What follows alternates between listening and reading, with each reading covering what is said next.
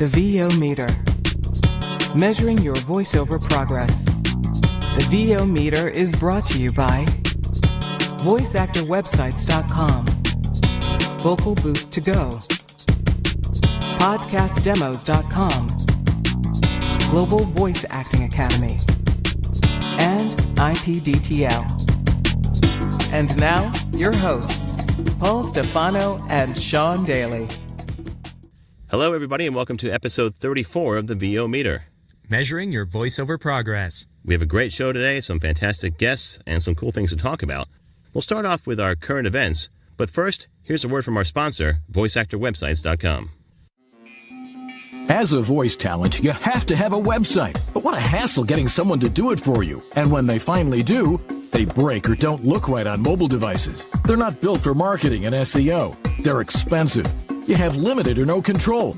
And it takes forever to get one built and go live. So what's the best way to get you online in no time? Go to VoiceActorWebsites.com. Like our name implies, VoiceActorWebsites.com just does websites for voice actors. We believe in creating fast, mobile-friendly, responsive, highly functional designs that are easy to read and easy to use. You have full control. No need to hire someone every time you want to make a change. And our upfront pricing means you know exactly what your costs are ahead of time. You can get your voiceover website going for as little as $700. So if you want your voice actor website without the hassle of complexity and dealing with too many options, go to VoiceActorWebsites.com, where your VO website shouldn't be a pain in the you-know-what.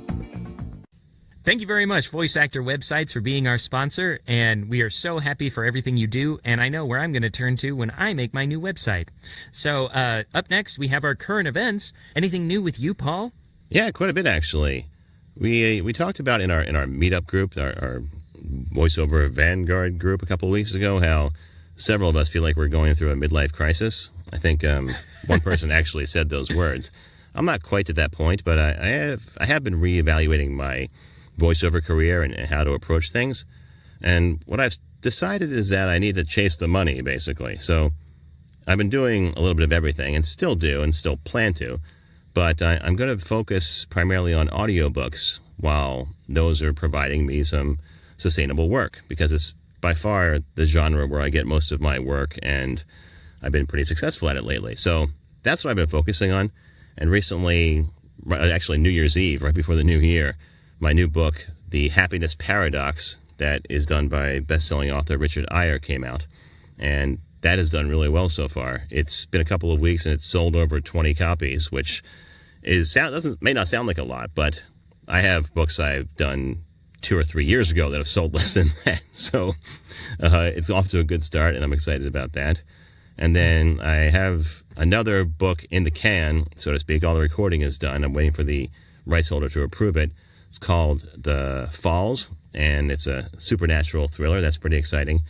And it's also a series. So the first one's done, and the next one is out there, and I'm waiting for the rights holder to talk to me about it and officially offer it up. But we've talked about it, and he said, yeah, I'd like you to do the series. And that's book 2 of 4. Now, the other 2, 3, and 4 are not written yet. The author is currently working on them. In this case, the author is the rights holder. But it looks pretty promising to have 2 more books on the horizon as well. No, that's great. I remember you talking about this, I think, last episode, where you had just gotten this deal. And it's rare where it's just like, hey, I love you guys so much, I want to keep you on for multiple books. And I definitely think that's a wise decision of yours to try and focus on where you're getting the return on investment. I actually just finished leading a workout today where we talked about the importance of identifying your niche and when you get started, sure, you want to experiment and try a variety of genres, a variety of scripts to figure out what your wheelhouse is. But when you've been doing it for a while, like Paul and I have, you kind of figure out what elements are in your wheelhouse. And I'm kind of in a similar boat right now where it's just like, I can see where I want to get with my voiceover career, but a lot of it is patience involved, right? And I'm trying to just kind of build a nest egg for myself and kind of invest in some training and some new marketing materials to kind of bring myself up to that next level. Yeah, and in fact, this book I'm working on sort of brought me to this conclusion, and I shared it with the rest of our workout group who I thought it might help. It's all about noticing the things around you that are making you happy. But you can also relate it to work. The author talks a lot about serendipity and how he equates that to taking the cues from the world around you that are telling you the direction to go. More in line towards personal growth and happiness. But while I was doing this book, it also applied to the work I was doing, where I realized I was getting a lot of notice in these books. I had several auditions that have come recently to me through my website, where people just reached out to me for auditions for audiobooks, and that doesn't happen with anything else for the most part, honestly. I don't get hired off my character demo very often, or my commercial demo, where people are actually reaching out to me on my website. But audiobooks, it does. So as that was happening and I was doing this book, I thought to myself, hey, dummy, this is actually happening to you. Pay attention and follow what's going on.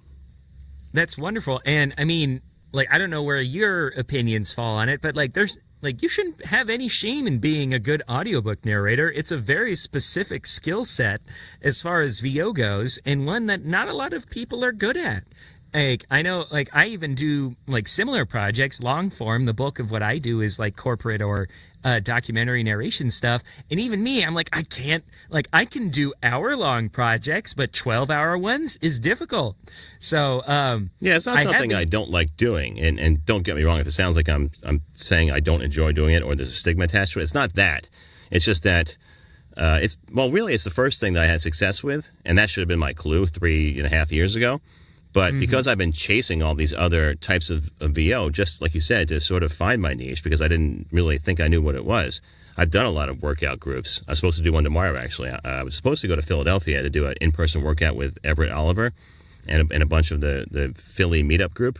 So Everett's going to be on Zoom, and the rest of us are going to meet at Martha Mellinger's house. And we were supposed to do that in person, but we're getting our first snowstorm of the season, and we actually had to cancel it because it's about to snow any minute here on the East Coast, and we had to put it off. But I still do workouts with Everett. I do workouts with several other coaches, and don't plan to stop because, as we talked about, we have several agents, and they're not going to stop sending me auditions. At least I hope they don't. Please don't. So I'm going to keep doing those, but it's good to have a defined focus like you talked about.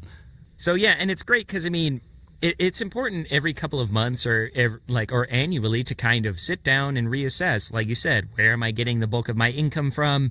What areas should I focus on? And that doesn't mean that, say, like maybe Paul has a passion for character work, like he said, or he might need more training or something like that. So you want to try and recognize as quickly as you can where your strengths are, what your potential weaknesses are, and then get both to a competitive level. Because that's the only way you're going to get bought is if you have something that's undeniably good, right? Or a product or performance that the people want. So yeah, totally makes sense. So that's basically what's happening with me lately. What's happening with you? Well, I know a lot of people complain that like this time of year is very slow, and it can be. For me, honestly, I kind of needed a break. Last month was very difficult for me because on top of all of the usual just like the nature of my work, I mean, I kind of worked throughout the winter break and stuff like that for doing my own VO work and GVAA membership stuff. But I got sick for like 3 out of the 4 weeks of December. It was really frustrating. Oh, no. And of course, it was mainly like throat-based illnesses. So like there was long periods where I just couldn't voice anything, and it was very disheartening. I don't know about you guys, but I get a little sad when I get sick because I'm just like, well, not gonna perform today. But yeah, unfortunately, you can't really help that because it is your instrument. So if you can't talk, you can't work.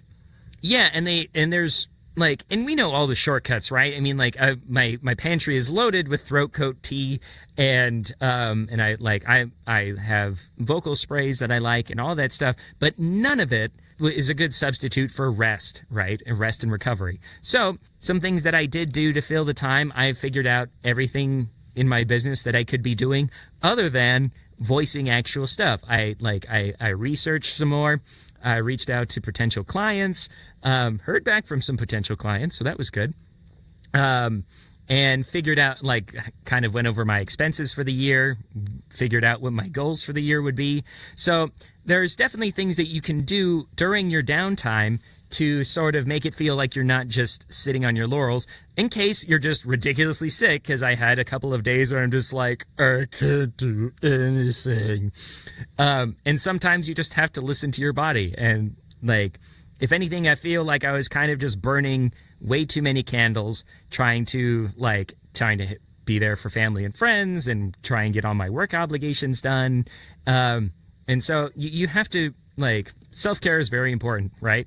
So you just definitely. can't let especially when you're trying to build a business, whether you're working part-time or not, you just have to it's even more important to make sure you're eating enough, that you're resting well enough, that you're, like, washing your hands often enough. And, like, because, like we said, your voice is your instrument, and you just can't afford to get sick for long periods of time. Luckily for me, it happened during the holiday season where everyone else kind of just shuts down anyways. But you really have to be mindful of the circumstances that might have caused that, so you can do your best to prevent them in the future. That's awesome.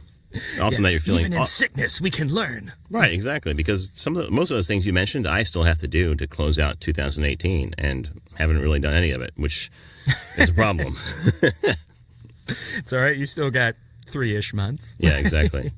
Although 1099s are due. If you hire any independent contractors, the 1099-C has to go out by the end of January, so get on that. I did, but it was under the monetary requirement. Yeah, it's $600, I think, is the last check, the monetary requirement. Yes, sir. So, but who might we be employing, Paul? Just for our audience who you might not know. Well, the editors that work on my audiobooks. So I'm not going to give names. Absolutely. But... I have a couple of editors that I work with who, like, now that I figured out Punch and Roll a little bit better, I don't have to use them as often. But it's still great to have if you just have a high volume of projects that you're doing. So definitely, even if you don't intend to use them, at least get familiar with a few, because you never know when your workflow is just a little bit too high for you and you just want to get your project, or make sure that your projects are finished on time or even earlier within deadline.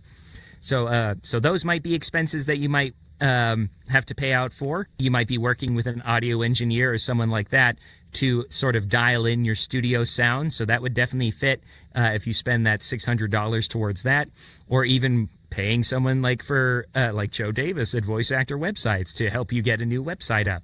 Things like that. It all applies. Oh, right. I actually forgot about that. I'm glad you mentioned I reminded you. Yeah, and I was going to say sometimes hiring other talent for jobs, too. Like we hired Mauricio Tapera to do our intro, the fabulous new intro we have for the VO meter. So, yeah, sometimes when you're hiring colleagues to do joint projects, that applies, too. So, yeah, we just want to instill in you guys that even though, for the most part, freelance voice talent are one-man bands, at some point in your career or several stages of your career, you might want to build a staff that you can work with to help you out to either improve your efficiency with projects, to do some of the tasks that you don't feel strong or as confident in or don't like to spend time on, say email marketing or client or reaching out to new clients, things like that. So, like, again, it's all just about thinking how to be an actual business, or however big you want it to be. Yeah, some people I know actually hire virtual assistants or in-person assistants. Sometimes it's a family member who might be in the house to do the clerical work for them. Sometimes that even crosses over to marketing. People will hire people to do cold calls for them or cold marketing. Again, it's all about figuring out what makes you a more efficient business person. And sometimes, yeah, you're spending extra for staff, but again, what is the return on investment? If you're able to make more money because you have staff, power to you. Keep working with that system. Exactly. So this is totally unrelated, but because we were talking about current events, it's something that came to mind. My family and I went to Florida for the week between Christmas and New Year's, and we went to Busch Gardens, Tampa. So we're on the tram ride out of the parking lot on the way to the park, and I hear the voice saying, "Welcome to Busch Gardens, Tampa. Please enjoy your tram ride as we make our way through parking lot A or B," or whatever the heck it was called. And I said to the people with me, I know that voice. So I thought about it a little bit more, and I was like, it's Sean Caldwell, who, as you may know, lives in that area. So I emailed him while I was on the tram and said, "Are you the voice of the tram at Busch Gardens, Tampa?" And he's like, "I sure am, and a few of the safety features for the rides too. So listen up." And then, sure enough, later on, we were on a roller coaster, and again, I was like, "Oh, there's Sean. I hear him. Where is he?" And it was the ride next to us as he was giving the warning to strap yourself in. And that's just so cool whenever that happens, when you're somewhere and you're not even thinking about VO. Like I was just talking about the roller coasters and how exciting it was to go to the park. And I hear Sean in my ears over the tram loudspeaker. It was really cool. That's really awesome. At first, I thought you were going to say Terry Daniel, just because I know he does a lot of amusement park rides. But it's so cool when our friends, we get to hear them doing their things. Yeah, the ironic part was Sean was actually in town at that point. He was in Tampa and said, "Do you want to get together?" And I said, "Well, we're going to be at the park." And I got 6 kids with me. We were with another family, so it didn't really work out. We just spent the whole day eating cotton candy and riding roller coasters. But would have been cool maybe next time, Sean. Still sounds like a productive day. Sounds Indeed. Great. Well, that pretty much wraps up everything for current events. Before we get to our questionable gear purchase, we have a quick word from our friend Tim Page over at Podcast Demos. So let me tell you about Tim's team, who has produced over 1,000 podcast intros for some of the biggest podcasts on the planet. Each demo includes custom-written scripts and hand-selected music, and is guaranteed to showcase your voice and talent in the best light possible. With a finger on the pulse of what podcast producers want, you can be sure your podcast demo will sound professional, current, and competitive. And you guys know this, but Paul and I actually got our demos produced by Tim and his wonderful team, and all I can say is that those guys are amazing. His scriptwriter created original scripts perfect for my voice and personality, as well as reflective of current popular podcast genres. I recorded in the comfort of my own home studio, and Tim worked his mastering magic. The whole process only took a couple of days, and I couldn't be more pleased. Tim is a consummate pro and so easy to work with. Thank you, Tim, and Podcast Demos. And Tim, as you may know, has recently ventured into audiobooks himself as a narrator, and has talked about how much he's enjoying it. And I'm listening to a book he's doing right now, and he's really good. So if you he's get just a chance, an amazing talent all the way around. I mean, if he's just an inspiring individual, and I'm not just saying that because we both love Marvel Comics, but he's just a really cool guy, and I just feel like if you want to see someone who was able to kind of did everything right, got all the right training, had very clear goals of where he wanted to take his career, he's definitely meeting them. Like, you can hear him doing promo in sketch VO for the Jimmy Kimmel Show, and he's just killing it in various markets and wherever he sets his VO goals to. So, Tim, great work, man. We're rooting for you. We hope you have a great and successful 2019. Yeah, so the audiobook I was talking about is called Ancient Echoes. It's by Joanne Pence and narrated by Tim Page. If you haven't looked him up based on our glowing reviews, it's Paige. So look him up and download that book. Very cool. Awesome, Tim. Questionable gear purchase. All right, so questionable gear purchases. I've done a lot of stupid things, it remains to be seen, I guess. You want me to go first, or you want to start? I don't really have anything. I can't think of it. I don't know. All right, so I'll start then. I have actually sold a lot of things this month, or this last couple of months. And the reason is because of what I talked about before with my greater focus on audiobooks. I am starting to do everything I narrate or everything I do standing up. I used to sit down, both when I did this podcast and when I did audiobooks. And I think it was kind of constricting my diaphragm, where I found I was running out of breath a lot. And that is not good for either podcasts or audiobooks. So I stood up for the last couple of audiobooks I spoke about, and I think it made a big difference in my delivery. So with that, I started using my Sennheiser 416 exclusively. And as I did that, I didn't need as much of the processing on the background I was doing with my Apollo Twin audio interface. I was using some of the live plugins, the what's it called again? USP processing? DSP processing. DSP. Yeah, so while I was using a lot of the digital signal processing. Right. So I was using some of those plugins at digital signal processing, and I don't really need those with the 416. So, and as I mentioned, I was using the SM7B while I was sitting down. So I got rid of all of those and have simplified my life considerably, and also made a nice... You finally got rid of the Shure? Really? I did get rid of the Shure. And oh my God. I know, I liked it for a while, and, it's still a venerable mic. In fact, we're doing a mic shootout. This is what we call a tease in the biz. We're doing a pretty involved mic shootout in our upcoming episode, where you'll hear that mixed in with a bunch of the other mics that we have on hand. And it still sounds good. Oh, yeah, and I think you'll be surprised, because we kind of, I don't know, we had a weird variety of microphones in Paul's and mine's studio, so... everything from very affordable microphones like the Shure SM58 and the MXL 990. I'm sure you know the 58. It's very popular, live performance microphone, very durable, affordable, dynamic microphone. Then the MXL 990 is another $99 mic that's very affordable, but certainly surprisingly useful for voiceover. And it's also very popular to be like modded by, I know that, what's his name? The guy over at Octava Mods. He actually retired, Michael Jolly. Yeah, he actually retired. But you can still get one through microphoneparts.com as well. A lot of my engineer friends was like, ooh, mod that MXL 990. I was like, I can't, it's my uncle's. I actually bought one and tried to mess around with it at one point, of course. So. Oh, of course. You know, you can pay them to replace those parts for you. But well, I thought it'd be a cool project to try. I didn't do a whole lot. I just cleaned out the mesh in the head gasket and tried to improve the sound. It wasn't bad. That's cool. Get to know your tools a little bit. But yeah, so we've got those. We've got some interesting dynamic microphones thrown in the mix. I happen to have an interview mic on hand, so for like field audio interviews and stuff like that. So tried that out. And of course, we also had our 416s and some higher level microphones as well, at least in the price department. Right.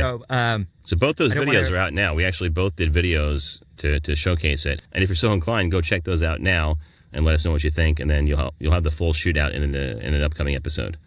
Mm-hmm. Absolutely. But the point of all this was simplifying my process and my booth. So now I just have the 416 in here. Don't even have another mic mounted anywhere. And I'm using my Yamaha AG06 audio interface, which surprisingly I did keep, and I'm still using that now. Well, I know you use that a lot in some of your own like field audio situations and stuff like that, taking it to like sports events and things like that. Yeah, we use it at Mabo to record all the interviews too. Indeed. And that's another that's something that I'm seeing a lot is like there these sort of if you're ever debating on buying a really expensive piece of gear, like will it really help my sound?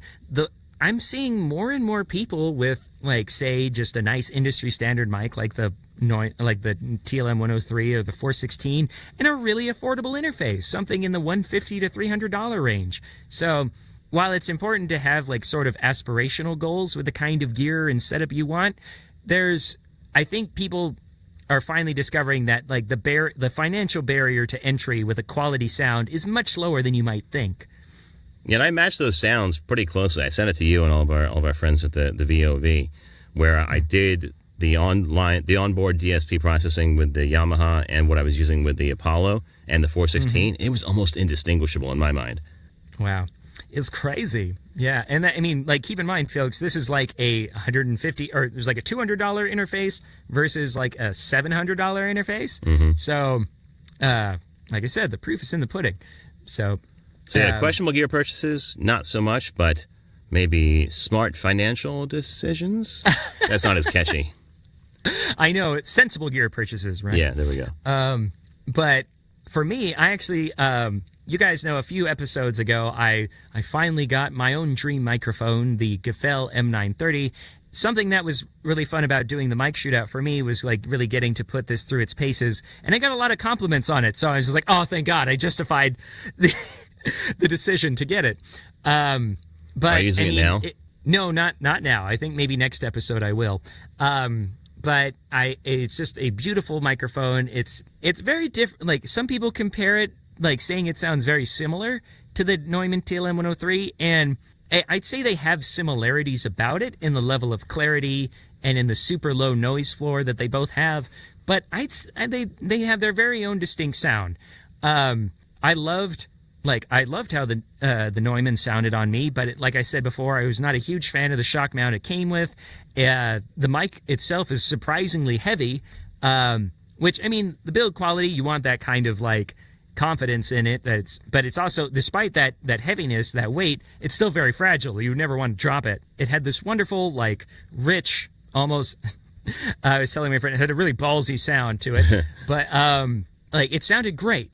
But I felt like the Gefell was kind of captured things more as they were, with maybe just just kind of smooth everything out. It was just really pleasant. So I'm really happy that I have it, and I hope for the time being my gas has been cured.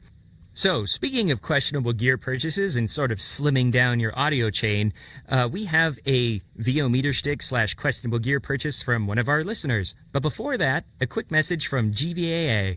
How many times has this happened to you? You're listening to the radio when this commercial comes on, not unlike this one, and this guy starts talking, not unlike myself. Or maybe it's a woman that starts talking, not unlike myself, and you think to yourself, geez, I could do that. Well, mister, well, missy, you just got one step closer to realizing your dream as a voiceover artist, because now there's Global Voice Acting Academy. All the tools and straight from the hip, honest information you need to get on a fast track to doing this commercial yourself. Well, not this one exactly. Classes, private coaching, webinars, home studio setup, marketing and branding help, members-only benefits like workouts, rate and negotiation advice, practice scripts, and more. All without the kind of hype you're listening to right now. Go ahead, take our jobs from us. We dare you. Speak for yourself, buddy. I like what I do. And you will too when you're learning your craft at Global Voice Acting Academy. Find us at globalvoiceacademy.com. Because you like to have fun.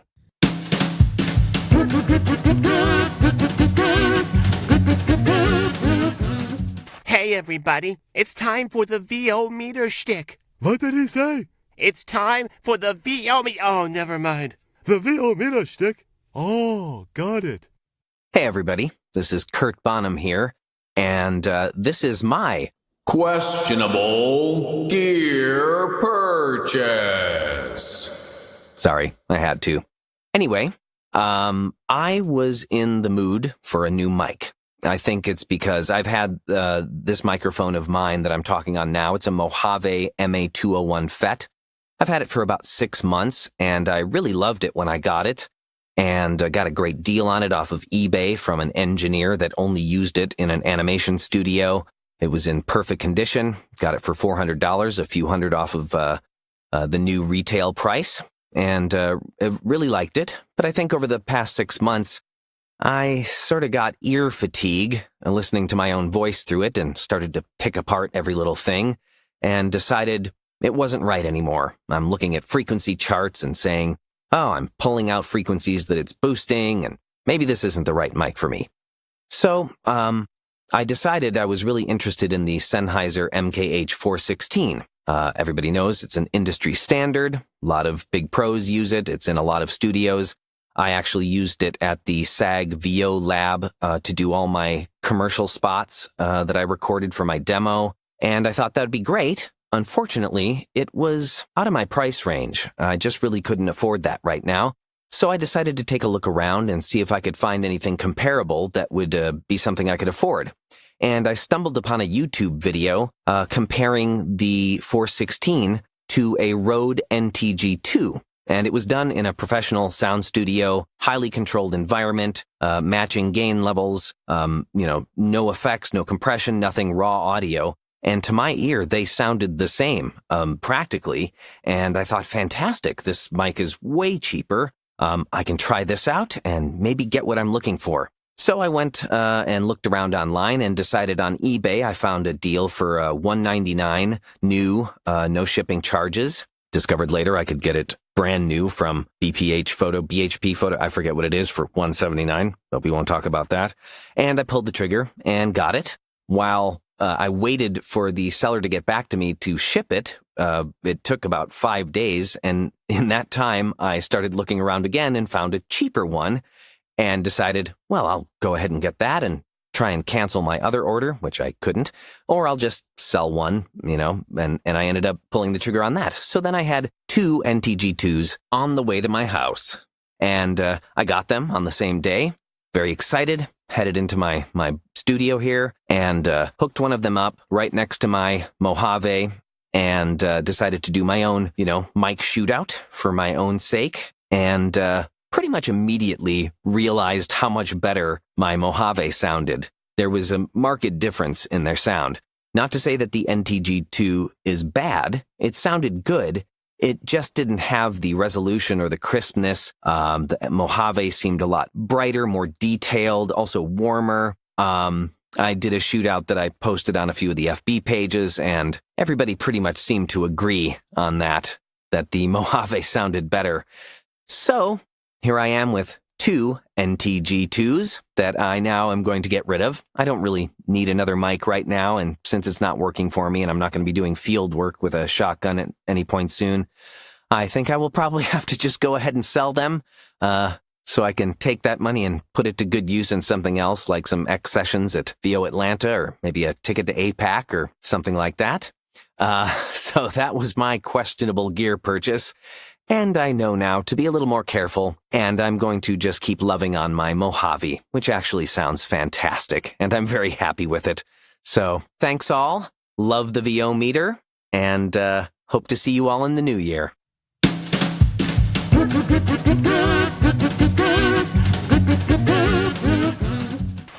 So thank you, Curt, for that. As I was listening, I was thinking about my own stupid questionable gear purchases. I had a very similar experience, but with a much higher price item, booths. If you remember an early episode where I did almost the same thing he did, where I had 2 booths that I had to buy. But yeah, I'm so glad that you brought that up, Curt, because I mean, as we discussed, it's very easy to kind of like romanticize about will that new microphone or will that new piece of gear cause an improvement, a really noticeable one, and sometimes no. So like, do your research, get the best gear that you can afford when you can afford it, and like just use it for as long as is necessary. Yeah, thanks again, Curt. So we'll get to the interview portion in just a moment.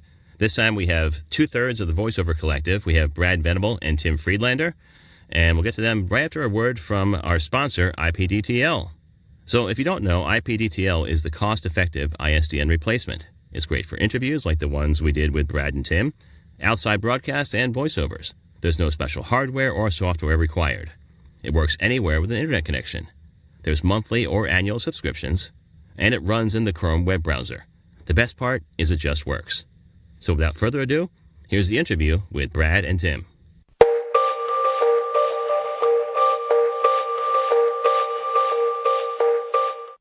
Hello, everybody, and welcome to the interview portion of this episode of the VO Meter.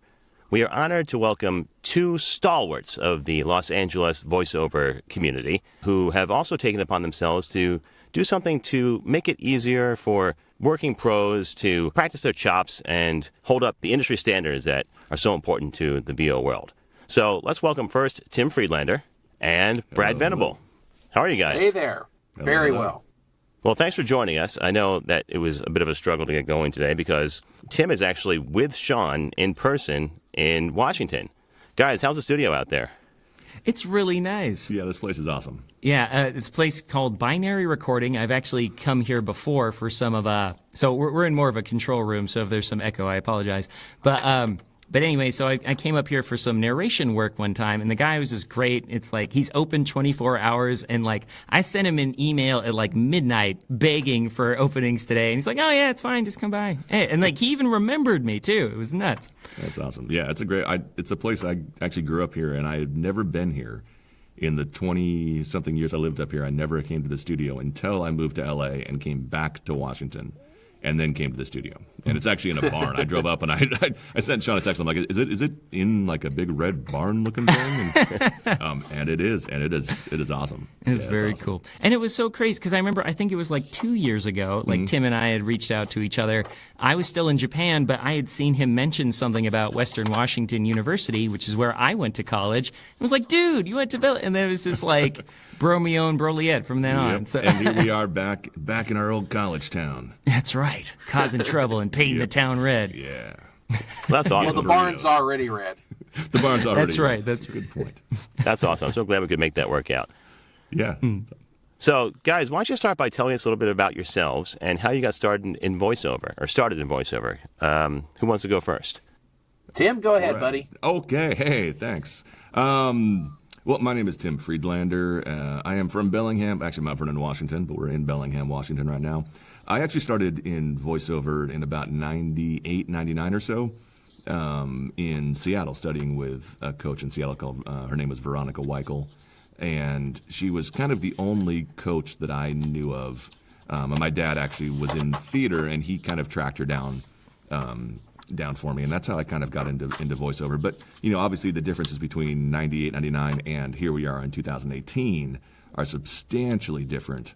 And so kind of this transition it took me, 15, 16 years or so to actually get back into voiceover and learn how to do it correctly, and to get caught up with the times, and to get caught up with, the trends and things that were happening in voiceover. And I got back into voiceover in about 2014 or so, and went full-time in 2016, and here we are in 2018, and, working in voiceover full-time and flying to Washington for interviews. Living the dream. Great, yeah.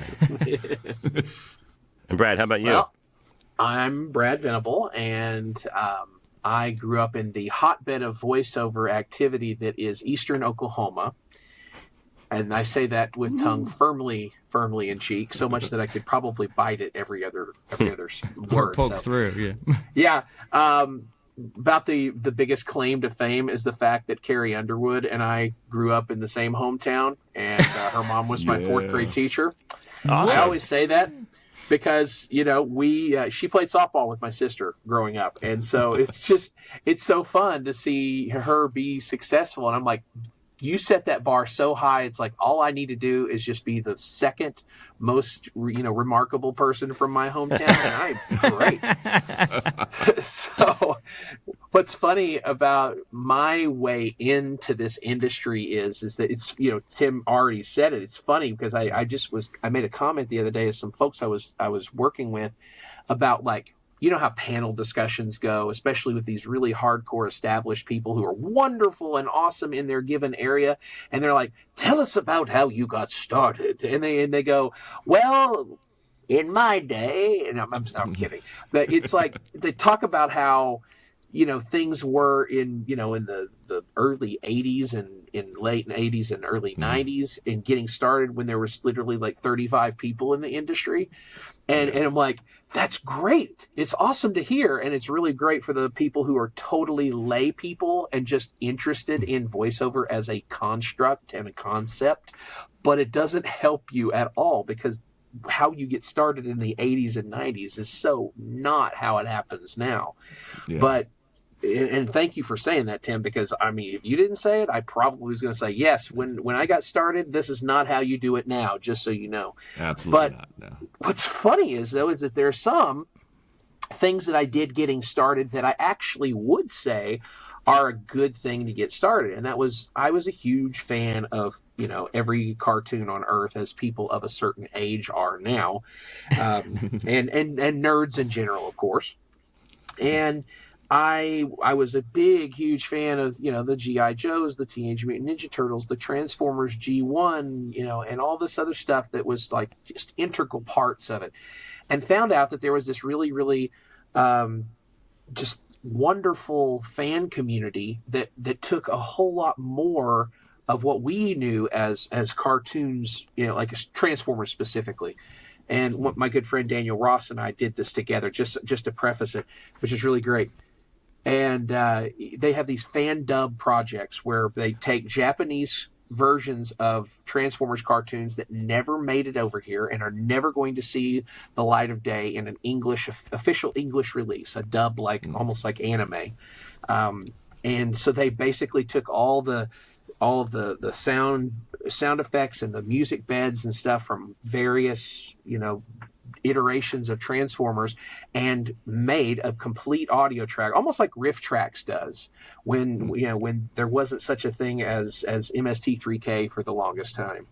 And that's kind of how I got started doing character work, is basically doing like the Optimus Prime characters and a couple of these, rando, wacko voice characters on these Transformers fan dub projects. And then, like I said, my friend Daniel Ross, who's also here in LA with Tim and I, he's now like one of the voices of Donald Duck. And so it's like two of us from, back in the day fan dubby projects. And this is only, 15 years ago or less.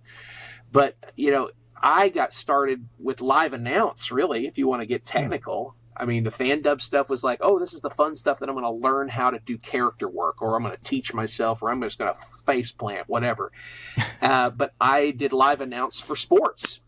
I was the announcer for all the Olympic sports at the University of Tulsa, where I went on an opera scholarship. So it's a weird hodgepodge of vocal weirdness that I had that got me to into the industry, and then realizing this is a crazy business. And one, and two, I'll never do anything in Oklahoma because nobody does any commercials on the radio or TV unless you own a car lot, or if you're a radio jock that's making $15,000 a year and only making more because they do sales in radio. And so I left because there was just no place for me there. And I went to Dallas in 2010 and got some good coaching because I started a company called Superhero University, which sole purpose was to bring coaches to me so that my large girth did not have to muffin top into an airplane seat and travel all over the place. Made you laugh. So I, kind of worked on that from there. And, 2 years ago, June in 2016, my wife and I moved from Dallas to LA. And the first night I was in Los Angeles, I visited Tim's studio, and Phil Bakke was there that night. That's right. And that was my first experience connecting with Tim in person.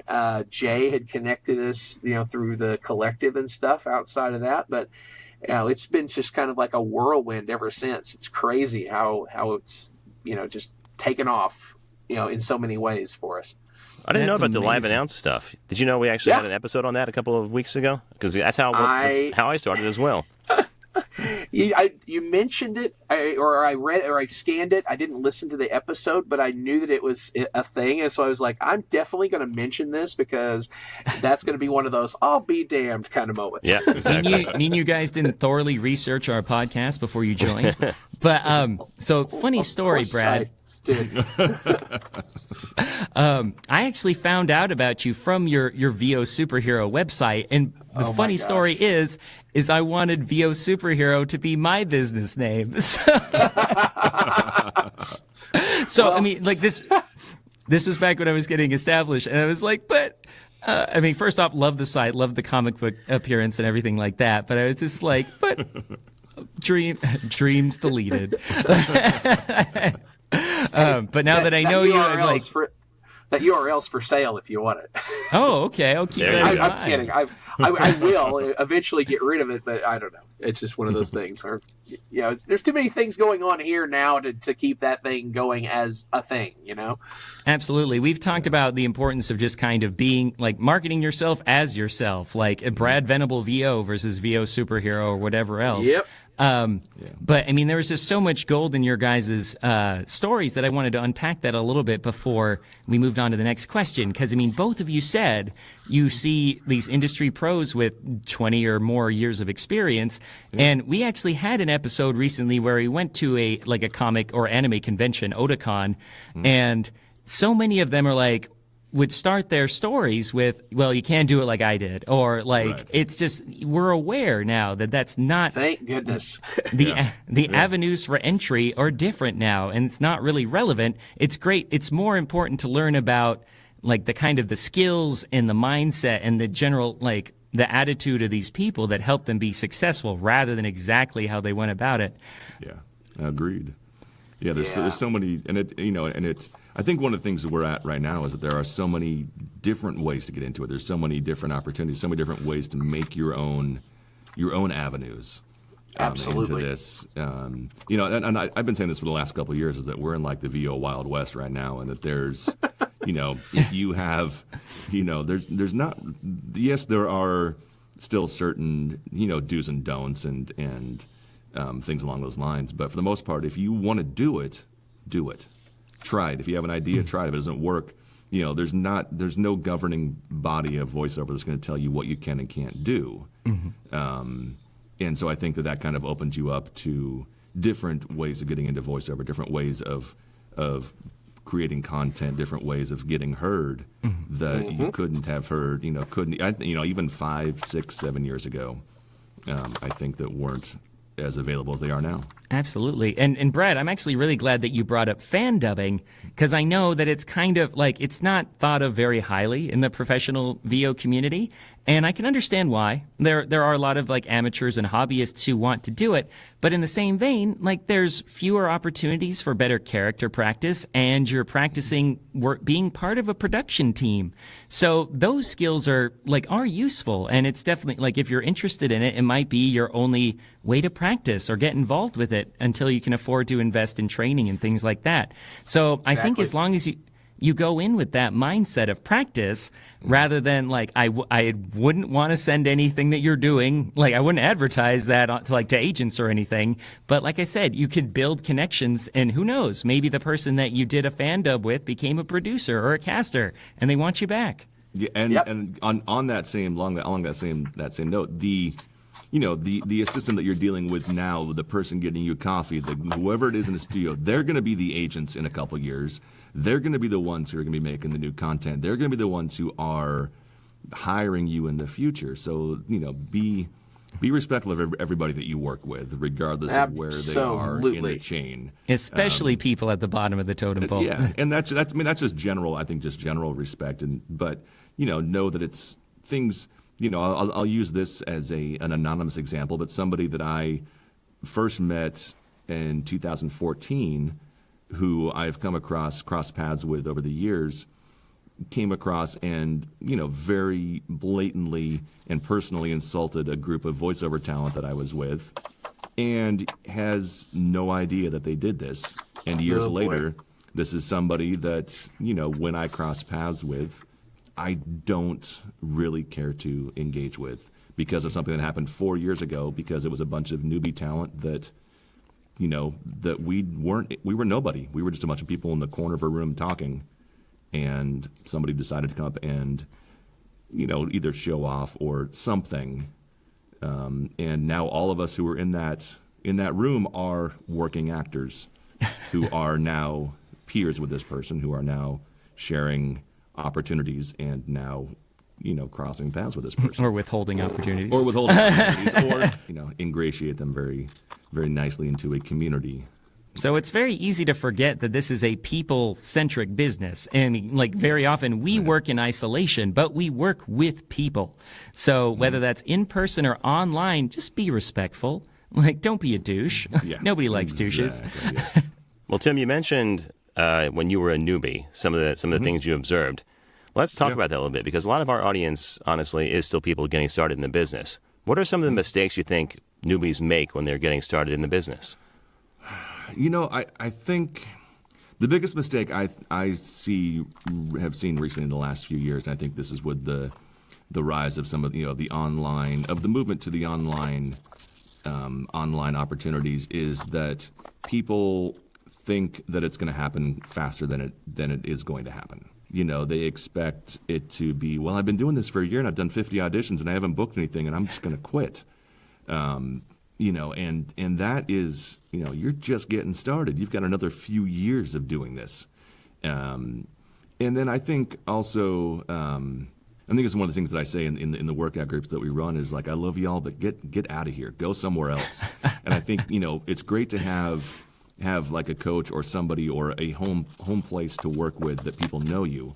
But going back to what I was saying before, there's, a coach's information and feedback is subjective. And, there's lots of great coaches and there's lots of great feedback, and take what works for you, but you need a different perspective. And if you get stuck working with one person for the entire duration of the beginning of your career, you're just getting kind of one element of this. And I go back to kind of like Brad. I come from a music background. I got my originally I got my degree in clarinet performance, and kind of coming through that as a musician, the idea of coaching and training and taking lessons is something that is just expected in what we do. And I think that same thing can go for voiceover. People are like, well, I trained for 6 months and I got my my training's done and I'm ready to go out there and be a professional. Well, it's you keep training, you keep learning, you keep having somebody, you need that a different ear to be able to tell you what you're doing, where you can improve. to hear all the things that you don't hear. Because no matter as good as we are, we don't really hear ourselves authentically, I don't think. I think we hear ourselves through our own filter of what we think we're going to sound like, and through our own filter of how we're feeling in that moment and our emotion. Exactly. Plus, your ego gets in the way. Yeah. Totally. Absolutely true. No, absolutely true. I use a sports analogy a lot. That Tiger Woods still has a swing coach all these years later, and every baseball team has a hitting coach, because you have to keep training the entire time. Absolutely. Well, the funny thing is that I feel like that's the area of biggest resistance for new talent is pursuing coaching, and it's usually financial reasons why. I understand most coaches charge about $150 an hour and up, but you just, like you guys said, it's expected. It should be expected. Like, I mean, we are doing like Olympian level vocal gymnastics, and people just like the fact that people don't think that requires any training is really upsetting. Right. And it's just talking, Sean. Didn't you know? It's just talking. How can I forget that, right? Yeah. But I wouldn't expect. I play guitar mainly now, but I wouldn't expect to pick up guitar at 35 and just watch a bunch of stuff on YouTube and be a great guitar player. That is an avenue, and not to dismiss anybody who can do that. For me, and for most people I know, that's not an effective way to be as good as you can be. Mm-hmm. And so, you can learn at 35, you can learn at 40, you can learn at 50, whatever whatever age you choose to get into music or acting or any of these artistic endeavors that you choose to get into, you can do, and it's so much easier if you have somebody helping you along the way, learning. Oh yeah.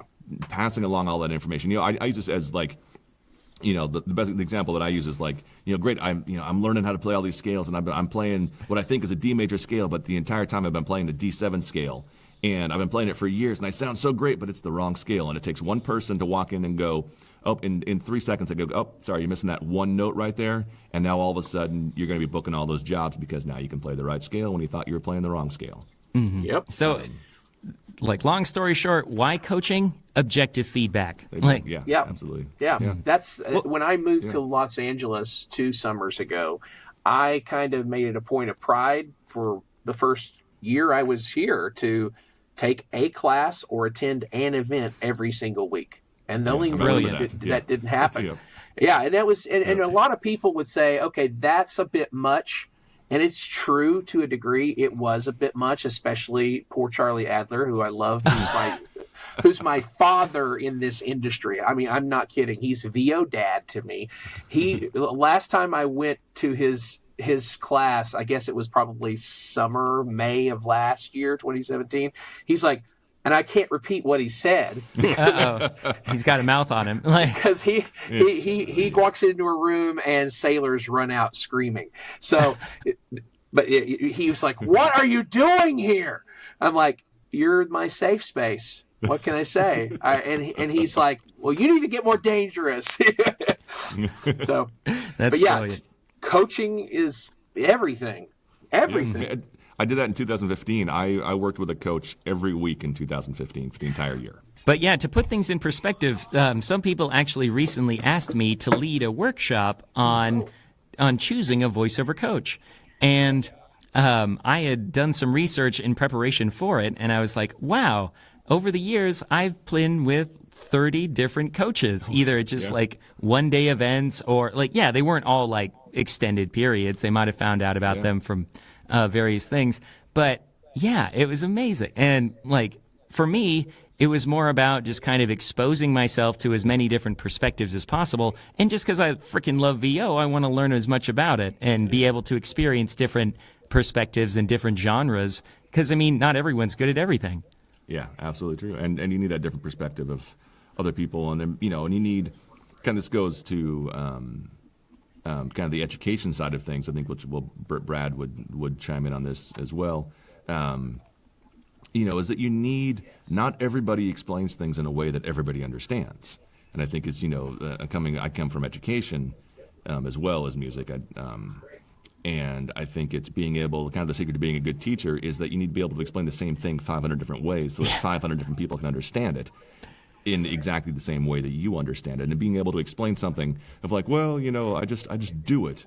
And and that's how it works. Some of the best musicians I've known have been some of the worst teachers because they didn't know, they just did what they did naturally, but didn't really understand how to explain their process or how they did what they did in a way that somebody else could emulate it. Mm-hmm. Wonderful. And you see talent who get frustrated because I worked with this highly recommended top of their game coach, and it wasn't satisfying for me, or I didn't feel like I got anything out of it, or just had a frustrating experience. Right. That doesn't mean that you're a bad talent or they're a bad coach. They just might be a bad fit for you.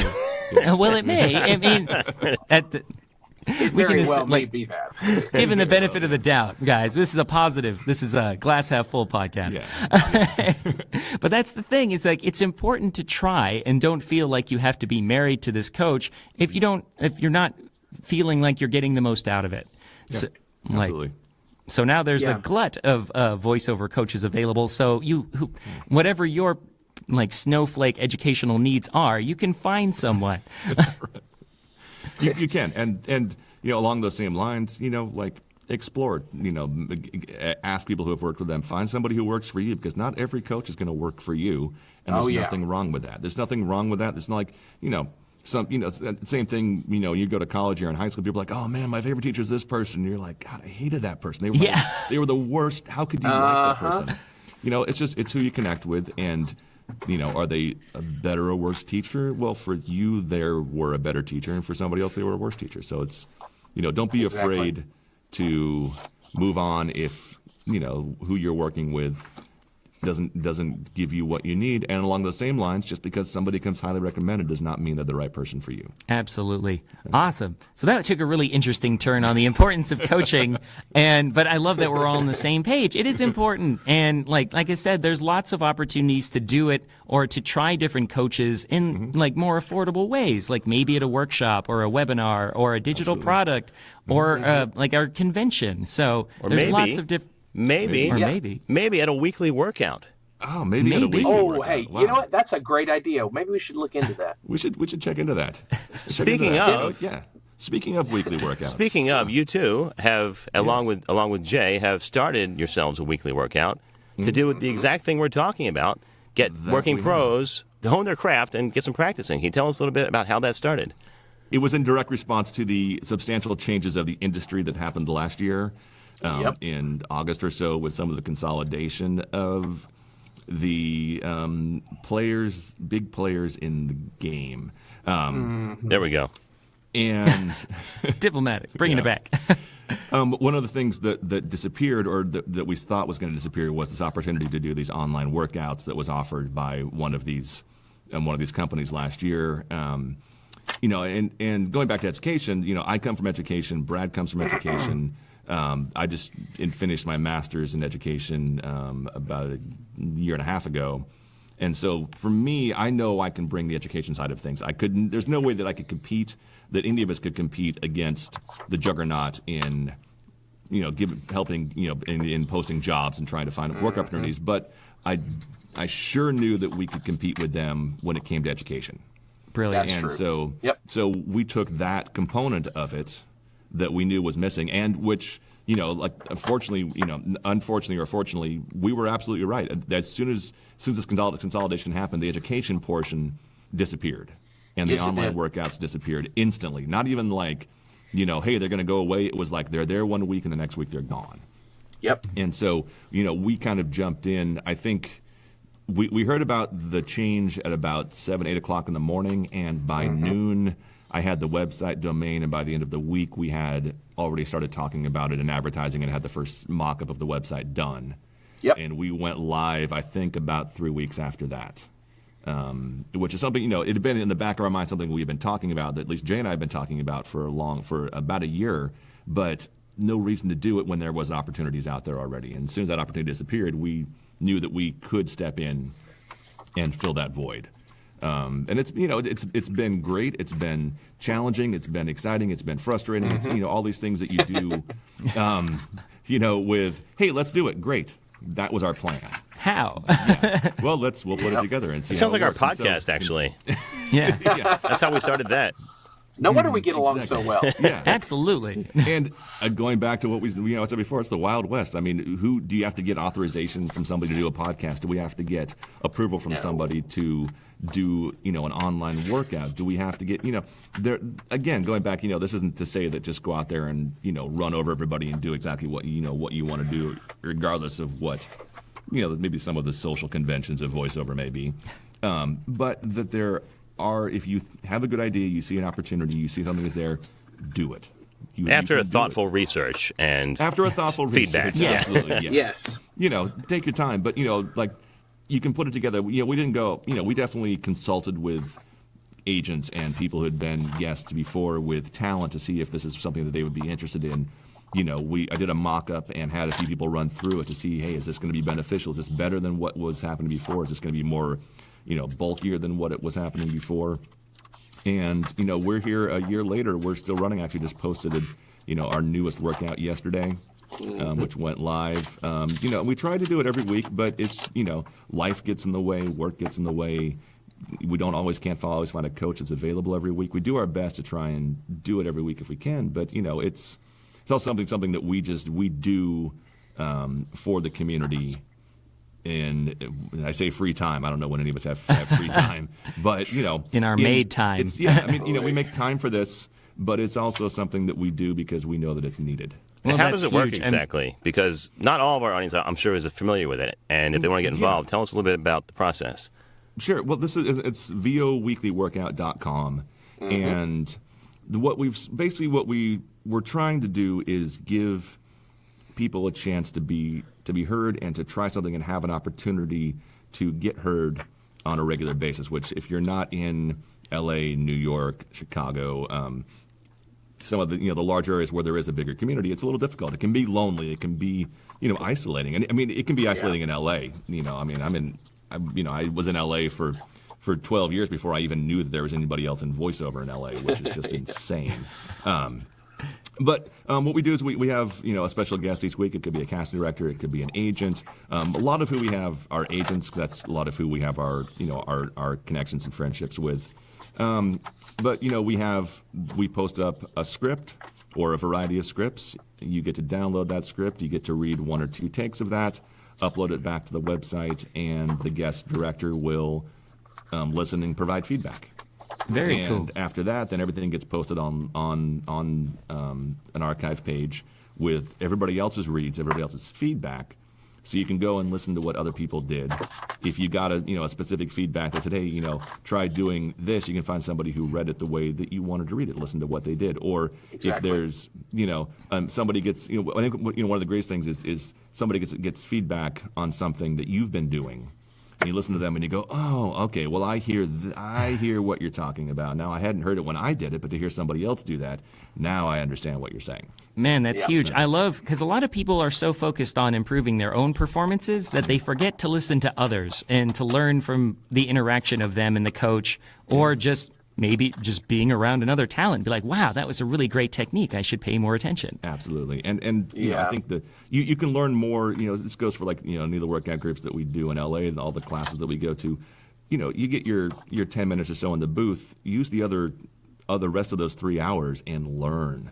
You get to see so many of the people in that booth. You get to hear all this feedback. You get to hear all of this stuff. Take those notes. Take what the people are doing. What are people doing great, and try that. Hear somebody stumbling over something and go, oh, I remember when I used to do that. So how did I get out of that? Let's see if this person gets out of it the same way that I did, and use that time to learn. And this kind of goes to the conventions. This goes to working with coaches. This goes to doing any of the workout groups. You will get out of it what you choose to get out of it. And if you just go in and say, okay, give me all your knowledge and just throw it on me, and I'm going to take this out of here and leave, then you can leave very frustrated. You can leave not feeling like you learned anything. But if you take the time and really pay attention to other people and what they're doing and what they're learning, listen to that feedback, read the feedback, listen to people's takes, listen to some really great takes, listen to some stuff that people need to improve on, and learn. I love that. Yeah. Like, you can definitely tell that you come from an educational background. But just the way that you approach it from this level of conscious critical awareness and critical analysis. Absolutely, yeah. So, because as we've said many times on the podcast, you need to know what your voice sounds like, what it's capable of, and you need to be able to analyze and articulate performances. Because if you can articulate something, you can do it. True, yeah. I mean, one of the things that I always we do the in-person workouts at my studio a couple times a week. A lot of times, people give a great read, and instead of me saying that was a great read, I say, "Great, tell me about that read. What was it? How did that feel? What did you do that changed?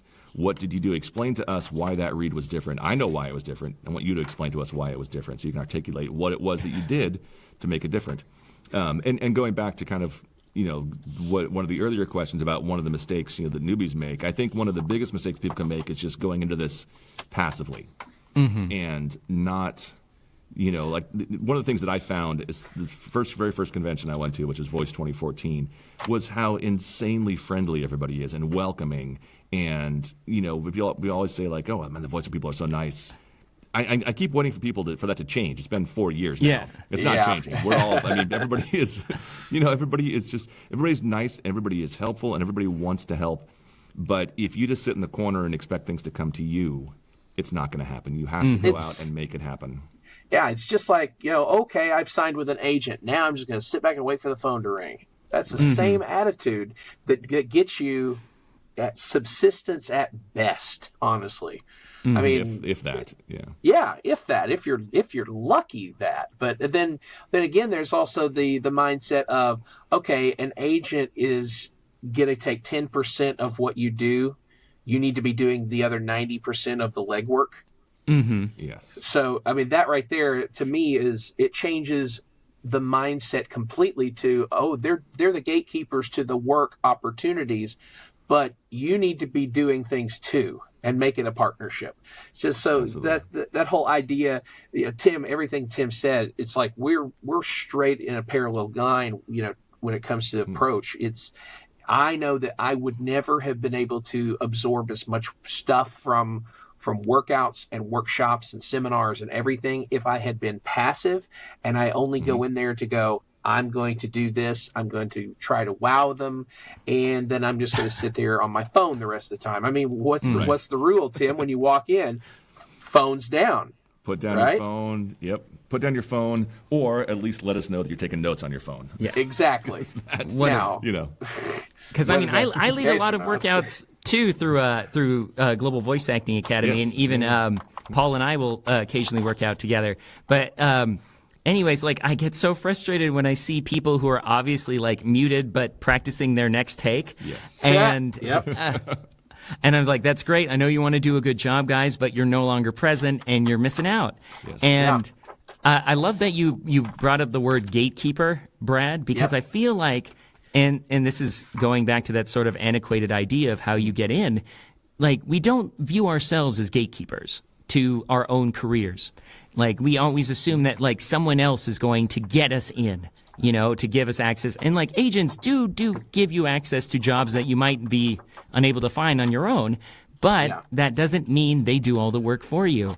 Absolutely. Yeah. So like you guys are saying, you get out what you put in. And if you're extremely active, like you can see the people who like just you guys probably know who I'm thinking of, but just like in a year or 2 or 3 have just gone from 0 to full time. Yep. And like the drive is apparent. It's obvious in the way in this person and their interactions. So like that more than anything is just don't sit on your laurels and just constantly try and move forward in your career. Yeah. Yeah. And I think it's, sorry, go ahead, Tim. Oh no, go ahead, Brad. I'll pick up after that. What's funny is that it's a balance to strike too, where it's like there is you need to be doing more than the minimum of beating the pavement and doing what you need to do to be well known amongst your peers and everything, but then there is a limit on the upper side too, where you don't want to end up being the person that's like introducing themselves to new people with their resumes and stuff. Yeah. Yes, that's. And it goes back to being respectful and understanding the like what you're doing, because I mean agents don't want to be solicited at a workshop. Oh God, no. No, they don't. No. Yeah. That they don't. And we've worked with agents in our worker groups, and one of the things that more than one of them says is, don't come in here and show me what you can do. Don't come in here and show off. This isn't a showcase. Come in here and work. If you're not here to work, then let somebody else come in here who is here to work and get better at what they do. And it's a big distinction between between workshopping and showcasing. Absolutely.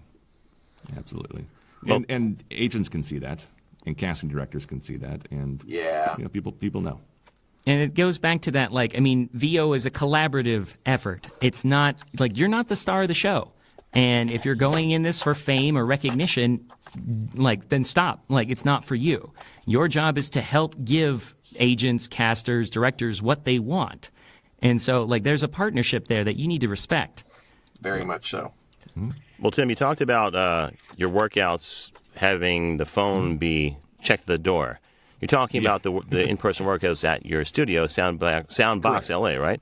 Let's talk a little bit about that. How did you start the studio, and what kinds of work do you do there? That was I started this place in direct response to the fact that I had no idea what the heck I was doing, and I was failing at voiceover. And I basically am a great example of how to do everything wrong. Get a demo, make a demo made. Good, I'm done. Move to LA. Great. Send out to agents. Great. Nobody picked me up. Okay, great. I got an agent. Well, let me take another year. In a year, I'll send out that. And then in this year, I'm not going to study voiceover for that year. And let me take another couple of years off from voiceover. And then I'll go out and try and get an agent. And then I'm going to wonder why the agents don't want to listen to what I'm doing, because I don't sound like me. And let's just isolate yourself and not talk to anybody and not know anything. And part of that is the fact that it's as overwhelming as it is. You pick up the voiceover resource guide or look for a list of coaches. There's 3, 4, 5 pages of coaches. They all look the same. I can't tell the difference between one coach or another. If you don't know anybody, don't have anybody to ask, don't have anybody to hear feedback on, you don't know. It's like, here, let me pick. I can't afford to go to every university I want to go to find out which one I like. Exactly. So then you just don't go to any of them. So I didn't coach with anybody. I didn't study with anybody. I didn't train with anybody. I would send out demos once a year and then wonder why I didn't hear back from anybody. So, talk about being passive. I was doing all the wrong things. And, I was hours away from quitting voiceover, and I decided to get out of bed and go to Voice 2014. And there I met a bunch of people who were, as I say, failing the way that I was failing. And all of a sudden I was like, well, wow. So I'm not an outlier here. I'm not completely, lost in what I'm doing. And I have a great opportunity. I have the space. So why don't I invite some people over, and we can all just kind of learn about voiceover together, and we can maybe all fail together. And from there, it kind of became a place that I kind of have built around the community. The studio was never supposed to be public. It was supposed to be just a place where I, do music and where I practice, and people came over and they needed opportunities, or they needed a place to record. Well, here, let me come over. You need this mic. Well, okay, I'll have this mic for you next time you come over, and I guess you need this, and we need this kind of connection. Oh, you need ISDN. Well, let me look into ISDN and see about this. And it kind of grew around the needs of the community. And it kind of became just, I had a place, and I wanted to share it with people and not keep it to myself. And it's grown into something way beyond anything I had ever thought it would be. And we actually, kind of opened 2 satellite studios earlier this year, one in Studio City and one in Sherman Oaks. Where we're going to start, possibility of offering workout groups at those locations as well at some point. I do 3 workout groups a week most of the time. 2 that I run myself and 1 that Jay Preston and I run together. And I don't advertise, it's all word of mouth. And I just try and give people a place that feels safe and comfortable, and you can come in and do the best work that you can do because it feels like being at home. That's amazing. So I'm sure Brad will agree with me on this. And we were just talking about how amazingly just generous and kind voiceover people are. Well, I feel like Tim is an exceptionally kind VO person, like just a cut above, because of all, just this idea, you're incredibly community minded, and you're always thinking I don't need all of this stuff, but someone else does, and I would like to provide it. It's amazing. Yeah. I even saw a post recently. He's like, I'm out of town this week. Anyone need my studios? Keys are in the box. Yeah. It's amazing. Yep. Yep. The man does yeoman's work. To use an antiquated term, but still, it's just so wonderful to know that whole story of this being the most wonderful industry and everything. I think some people, they only scratch the surface when they understand that to a degree, because we circle the wagons and we take care of our own. I mean, I don't know of any industry, especially an artistic one, where a person gets an audition and goes, you know what, this is not for me, but I know 2 other people that would be great for this. I do that all the time. I've actually walked people to my agent. Well, I say walk, not physically, but just last week there was one where I said, I have a colleague who would be better at this than me. You want to hear from him and maybe sign him? And they were like, yeah. So we did it. Yep. Brilliant. And I honestly, guys, thank you both so much. I mean, it's not just about what you are getting out, what you put in, but I mean, you guys have given so much to the community and continue to do so on a daily, weekly basis. Just to circle back to the workout, the weekly workout, Brad, what was something that surprised you from one of those weekly workouts, either from the presenter or the guest director or from a submission? Oh, I'll tell you what's been surprising, and it shouldn't be surprising. That's the funny part, is I should have seen this. We should have all collectively seen it coming, but there is so much varied types and level of verbosity, if you will, of feedback that you get. Because some of our most wonderful, great coaches that we've gotten wonderful relationships with over the years, they'll sit back and they'll record live, like what we're doing here for the podcast. They'll record an audio version of what they have to say to any person that participates in the workout. Then there are others who are extremely concise and waste no words. And then there are others who type long, huge, this is specifically what you did that I did like, what you didn't like, and here's how to improve it. And what's been the greatest thing, the greatest gift, I think, out of all of this, in all that variance of the kind of feedback that they have provided, is the insight into the industry as a whole. The fact that there are people whose whole, reason of existence is to give feedback and lift others up and push them push them further in their careers and make them better actors. Then there are some who is like, I am a business person and I'm going to give it to you straight, and I'm going to give it to you in a way that you may not like, but you're going to hear something that you need to be more self-aware of. And then there are those who, somewhere in between. I mean, that's an interesting bell curve as to how it all plots out. But that is something I think is a microcosm of the entire industry. And that has been the most surprising thing for me, is to see it actually unfold. Just have it taking place like that. It's been great. It's a wonderful thing. Yeah. Like I was mentioning before, just like working through Global Voice Acting Academy and all the coaches I've worked with and meeting you guys at conferences and stuff like that, you get like, you're removing yourself from that box, right? And like you're no longer in isolation. You find out what, like, you hear from people, like, straight from the horse's mouth, what is hiring, what people want, what is the popular sound. So you're able to provide it, ideally, because you're listening and you're you're just learning as much about what they want as you can. The one thing that I really want people to take away from what both Tim and I and Jay together do versus what we do individually is we're always trying to lift everybody. We really are. I mean, it's not like it's we're trying to do it to have people have high opinions of us or anything. It's just that this is what this industry needs, because we have seen corporate entities come in and just waylay the industry and try to literally, quote unquote, take over the world.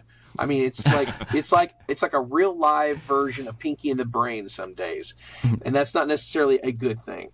So we just want to make sure that, we realize that we in Los Angeles have a glut of wonderful coaches and agents and casting people that we all call friends, and we want them to know people that may not have that opportunity elsewhere. And I think that has been one thing, like between weekly workout and between my old friends in Dallas who have been starting to poke the bear of Los Angeles, and providing them an air mattress in my studio has been something I just want to make sure anyone knows that, when they come in from out of town, they generally, if they know me at all, then they have a place to stay with me. And it's been great to see some of the projects that have actually been shown to be going live this week.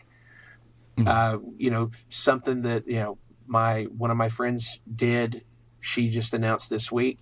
And I remember a year ago when she was hanging out with us, my wife and I here, and staying in our second bedroom, which is the studio. And now all of a sudden, here's this thing that she was working on a year ago that's now seeing the light of day. And I'm just sitting there just like shaking my head. It's weird how this all we're like, oh my gosh, how does this all come together? And it just makes us feel like a giant spider web that we're all interconnected in some way.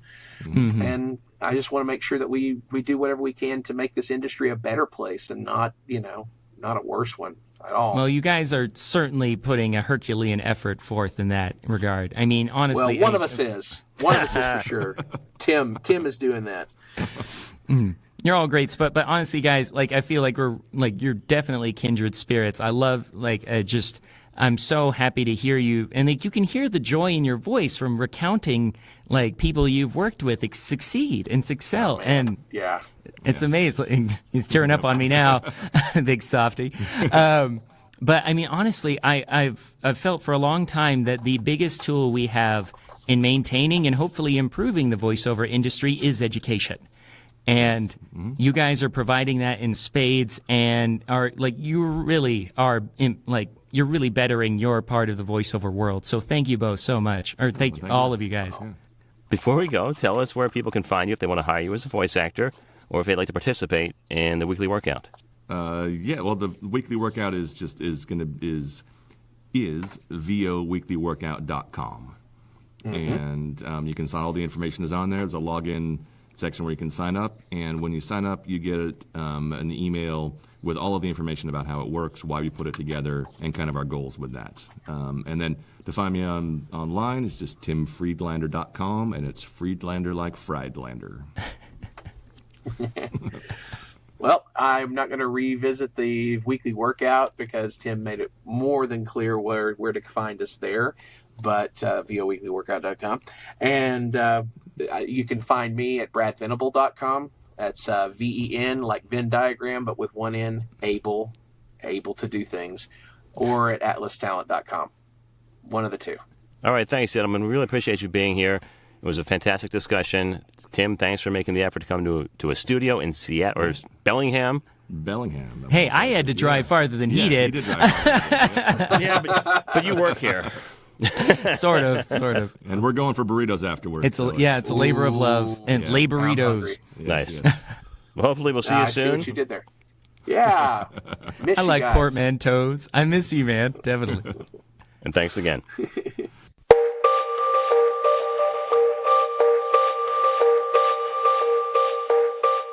So thank you so much, Tim and Brad, for being on our podcast, and thank you, VoiceOver Collective, for just offering an amazing resource. I highly recommend you check out their workouts and get to know a little bit more about them.